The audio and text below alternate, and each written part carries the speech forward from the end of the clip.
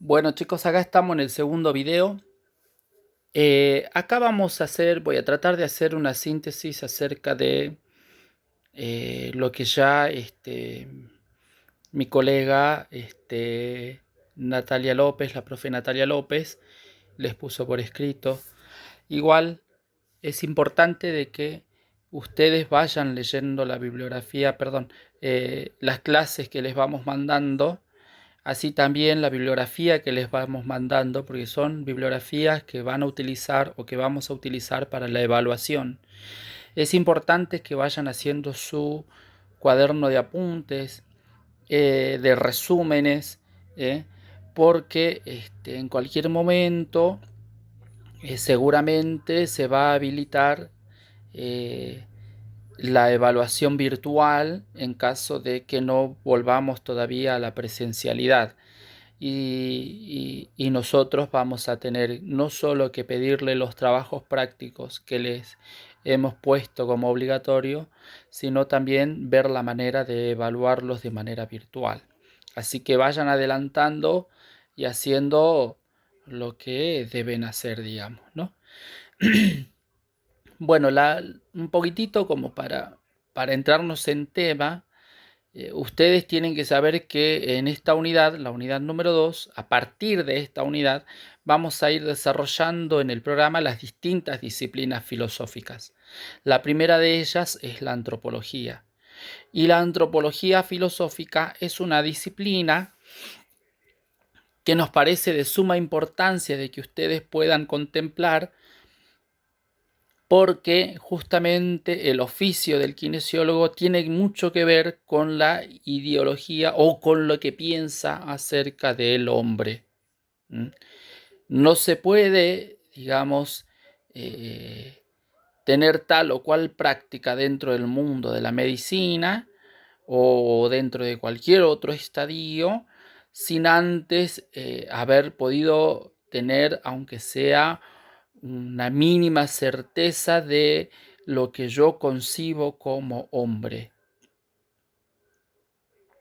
Y justamente la antropología se va a preguntar sobre esto. ¿Qué es el hombre?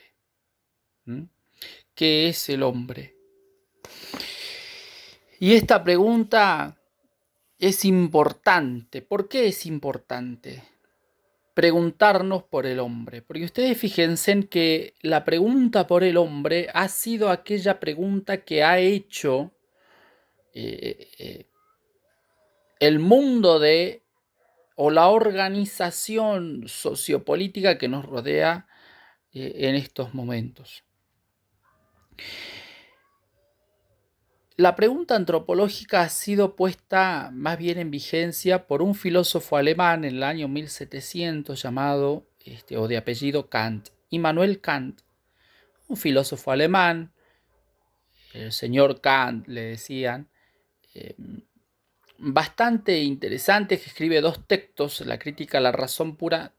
Escribe muchos textos, pero digamos que algunas de las más importantes son la crítica a la razón pura y la crítica a la razón práctica.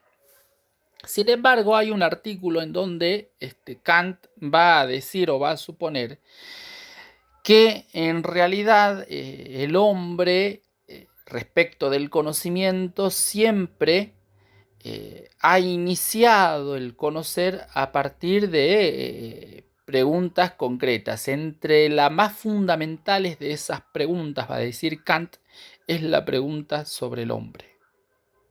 Él va a destacar 4 preguntas. ¿Qué puedo saber? ¿Qué puedo hacer? ¿Qué puedo esperar? ¿Y qué es el hombre? La primera pregunta sobre el ¿qué puedo saber? Kant va a decir que esa pregunta puede ser abordada o puede ser respondida a partir de la metafísica como aquella disciplina filosófica que se ocupa del ser. La segunda pregunta, ¿qué debo hacer?, puede ser respondida a partir de la disciplina filosófica de la ética. Y el qué puedo esperar puede ser respondida a partir de la religión. La última pregunta, ¿qué es el hombre?, es la pregunta fundamental de la ciencia, dice Kant. A partir de la noción del hombre, el hombre puede, la humanidad puede, empezar a hacer una determinada ciencia.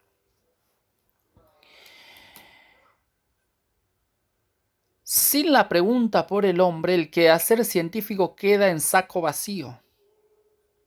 Por eso es importante preguntarnos, antes de realizar cualquier labor específica en referencia a la ciencia, es importante que nosotros podamos preguntarnos sobre esto. ¿Qué soy? ¿Quién soy? ¿Quién es el otro? ¿Qué es el otro? ¿Qué es un amigo? ¿Qué es un cliente? ¿Qué es una madre? ¿Qué es un padre? ¿Qué es una esposa? ¿Qué es un hijo? ¿Qué es ser estudiante? Son todas preguntas derivadas de este quehacer antropológico. Por eso es importante hacernos preguntas sobre el hombre. El hombre o la antropología va a venir a ser, digamos, el fundamento de todo lo que viene más adelante. En este caso, dentro del mundo de la filosofía, vamos a ir viendo esta pregunta y cómo se ha ido desarrollando a partir de, digamos, los periodos históricos que se han ido desarrollando, ¿no? Recordemos el periodo o la edad antigua, la edad media, la edad moderna y la edad contemporánea. En la edad antigua, acá vamos a encontrar los rasgos fundamentales o las bases fundamentales sobre la percepción del hombre, ¿no? En la antigüedad, Sócrates y Platón fueron los que plantearon la dualidad dentro del mundo antropológico, es decir, el hombre estaba conformado por un cuerpo que era finito y el alma que era eterna. En ambos casos, dicen estos dos, tanto Sócrates como Platón, se encuentran separados. Es más, el alma, por ser eterna, tiene un valor fundamental que está, tanto así que está por encima del cuerpo. Para Aristóteles, discípulo de Platón, es distinto. El hombre es unidad de dos cuestiones, sustancia y materia. La sustancia viene a ser la corporeidad, mientras que la materia viene a ser, digamos, lo que Platón y Aristóteles venían a llamar como alma. Entonces, el hombre es una unidad de cuerpo y alma, va a decir Aristóteles. Platón y Sócrates van a decir, no, el hombre no es unidad. El hombre tiene dos componentes, sí, pero no están unidas. Por un lado, van a decir estos dos, por un lado va a estar el alma, por otro lado va a estar el cuerpo, y el alma tiene valor de eternidad. En cambio, Aristóteles va a decir, no, el alma y el cuerpo están unidos, y estas dos ramas antropológicas van a ser, o estas dos líneas antropológicas van a ser las que van a poner las bases dentro de la filosofía media.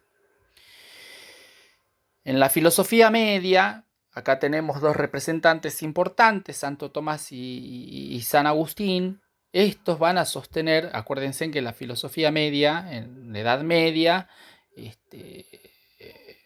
todo razonar o toda filosofía estaba dado de la mano del teocentrismo, es decir, devenido del pensamiento de Dios, ¿no? Entonces, ¿qué van a decir estos? San Agustín va a seguir la teoría socrático-platónica. Para San Agustín, el hombre también es un compuesto de cuerpo y alma, mientras que Aristóteles va a sostener la idea unitiva, digamos, de Aristóteles. Hoy por hoy el cristianismo o en aquel tiempo también ya se definía esto, eh, eh, sostiene que el hombre es un compuesto, perdón, que el hombre es imagen y semejanza de Dios. ¿Qué quiere decir la palabra imagen? ¿Qué quiere decir la palabra semejanza? Y bueno, la imagen va a indicar, la palabra imagen para el cristianismo, para la antropología cristiana, va a indicar dos cuestiones fundamentales. La primera, esto desde el punto de vista teológico, la primera se refiere a la consustancialidad, mientras que la segunda se va a referir a la participación. ¿Mm? Con la palabra consustancialidad hace referencia a la dependencia en el existir de la imagen respecto de aquel que la produce. Es decir, les doy un ejemplo simple como para que la comprendan. Cuando yo me miro en un espejo, el espejo refleja mi propia imagen. Esta imagen va a existir en la medida en que yo me refleje en ese espejo. Cuando yo deje de reflejarme en ese espejo, la imagen que se reproducía en ese espejo deja de existir, ya no está más. Entonces hay una dependencia consustancial. La sustancia o aquello que hace a la existencia de esta imagen en el espejo va a depender de mí, de que yo me proyecte. Este ejemplo nos hace entender de que el hombre, al ser imagen de Dios, depende de la existencia del Dios mismo. Para el cristianismo, si Dios no existe, el hombre deja de ser imagen, deja de existir. El hombre existe porque Dios existe, y existe porque Dios se refleja en la humanidad. Se refleja en mí, se refleja en el otro. Y acá viene la segunda característica del ser imagen. La segunda característica del ser imagen es justamente la participación. Gracias a esta consustancialidad, nosotros, o el hombre, dice el cristianismo, viene a participar de la divinidad de Dios. No somos Dios, pero casi. Somos divinos, digamos, ¿no? Participamos de esta divinidad y al participar tenemos la posibilidad de vivir el cielo, de vivir la eternidad. Sin esta participación y sin esta consustancialidad, es imposible que el hombre pueda, digamos, tener vida eterna y ser, digamos, y tener existencia sobre todo, ¿no? La palabra semejanza tiene que ver con aquello que es igualito a. Nosotros somos parecidito a Dios, ¿eh? Porque venimos a ser aquel que comparte la sustancia divina con este Dios. Por eso la teología va a sostener de que Dios es comunión. No podemos vivir sin el otro. El hombre, al ser semejanza de Dios, también es comunión. No podemos vivir en la soledad absoluta. Siempre tenemos la necesidad del otro. Siempre el otro tiene que estar con nosotros. Necesitamos del afecto, del cariño, del abrazo. Entonces, es algo importante dentro de la antropología cristiana comprender que la afirmación semejanza, imagen y semejanza divina hace referencia a aquella participación divina, a la posibilidad del cielo, de la eternidad. También hace referencia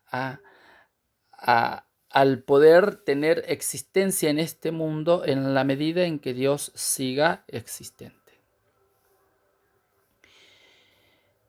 En la Edad Moderna, y ya con esto concluyo la introducción a la antropología, en la Edad Moderna ya la cuestión cambia. Estamos en un periodo antropocéntrico en donde ya Dios deja de ser el centro y pasa a ser el hombre el centro de todo. En este sentido, uno de los principales actores dentro de la filosofía moderna es un filósofo francés llamado René Descartes, que va a sostener que el hombre, Descartes, primero y principal, tenemos que saber que que Descartes era racionalista, ¿no? El famoso yo pienso y luego existo viene de Descartes, ¿no? Dice que Descartes, este francés, él sostiene, ¿no? De alguna manera, que la duda sobre todo, sobre aquellos datos que percibimos a través de los sentidos, es decir, del olfato, de la vista, del gusto, etc. Dudar sobre esos datos, y no solamente sobre esos datos, sino también sobre la realidad. Descartes se llega a preguntar si esto es una realidad o es un sueño, ¿no?